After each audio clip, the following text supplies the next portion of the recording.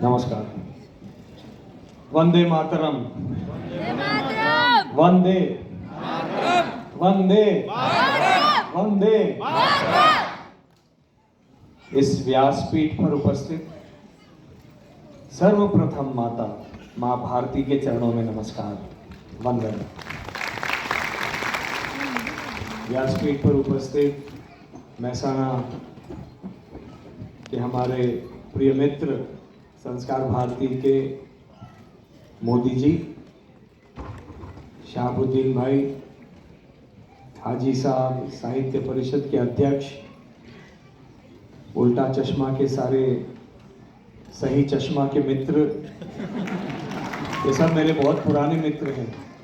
दया शंकर पांडे ने तो मेरे साथ 1995 में पहली बार काम किया था। बाकी सारे पदाधिकारी संस्कार भारती के, मेरे साथी, यहाँ के धारा सभ्य पटेल साहब, एमपी लोकसभा पटेल साहब, सोनल बेन, प्रथम नागरिक, सारे कार्यकर्तागण, संस्कार भारती के मेरे कार्यकर्तागण और ये सारे बच्चे जो भी आज प्रस्तुति करने जा रहे हैं, आप सबको मेरा संस्कार भारती की ओर से नमस्कार।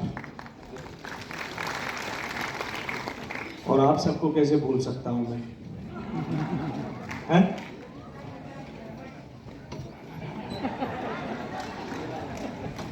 हाँ, यदा यदा ही धर्मस्य, तो हर युग में संवेदनशील बनता जा रहा है, क्योंकि धर्म की ग्लानि प्रतिदिन होती हुई दिखाई दे रही है।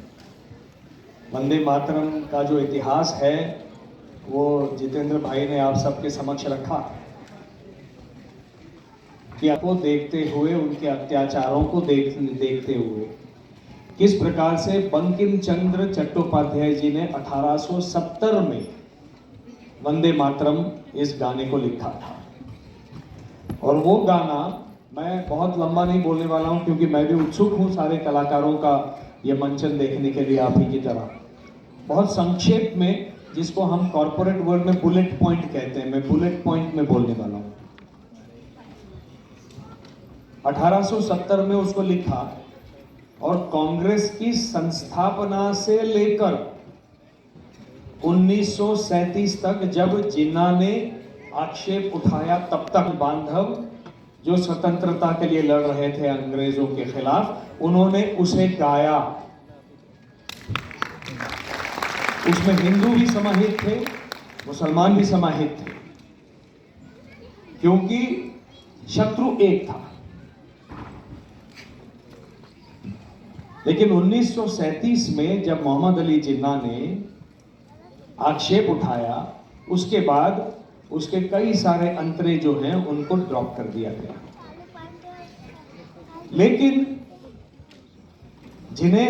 जिस विभूति को हम राष्ट्रपिता मानते हैं, उन महात्मा गांधी का एक उद्धरण मैंने ढूंढ निकाला, मुझे जो मिला है।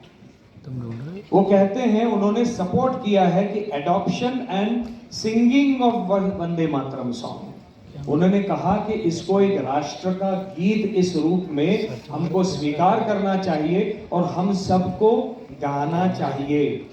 जनवरी 1946 में उन्होंने गुवाहाटी में एक भाषण में कहा था, जय Hind should not replace Vande Mataram.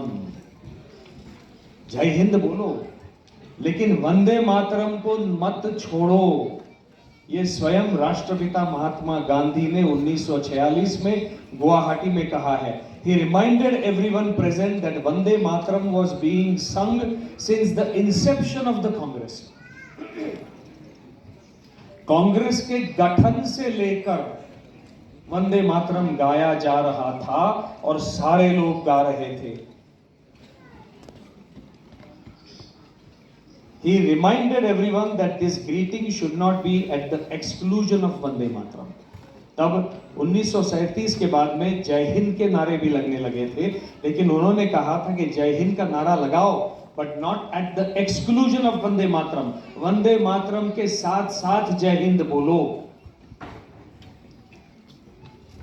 Gandhi was concerned that those who discarded Vande Mataram, given the tradition of sacrifice behind it, वंदे मातरम के पीछे त्याग की भावना थी सारे भारतीय समाज की, जिसमें सारे लोग उपस्थित थे। हिंदू थे, मुसलमान थे, क्रिश्चियन थे, ईसाई, सिख, सब लोग थे। One day such people will discard जय हिंद also। जो वंदे मातरम नहीं गाता वो एक दिन जय हिंद को भी नकारेगा।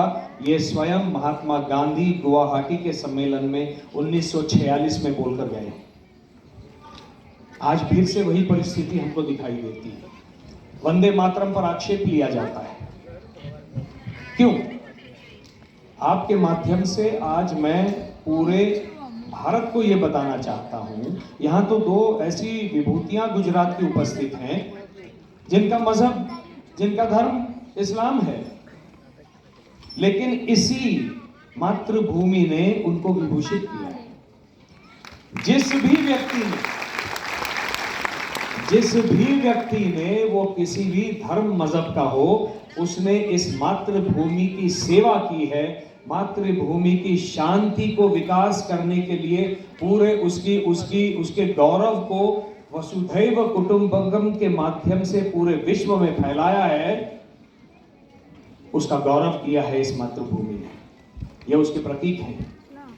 और इसीलिए मैं उन सारे गैर हिंदू मेरे भाई और बहनों से कहना चाहता हूं, आप जब इंग्लैंड जाते हो, वहां की नागरिकता स्वीकार करते हो, तो पहले क्वीन थी, उस क्वीन के प्रति अपना श्रद्धा भाव जताते हो ताकि आपको ब्रिटिश पासपोर्ट मिले।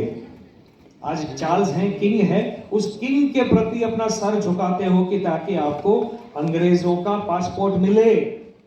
बाहर जाकर आप किसी और का गुणगान करते हो पासपोर्ट पाने के लिए, इस मातृभूमि में रहकर उस मातृभूमि के लिए वंदे मातरम क्यों नहीं कहते? और इसीलिए आज वंदे मातरम का जो स्थान, जो गौरव का स्थान, जो उसे मिलना चाहिए, इस सरकार ने किया है।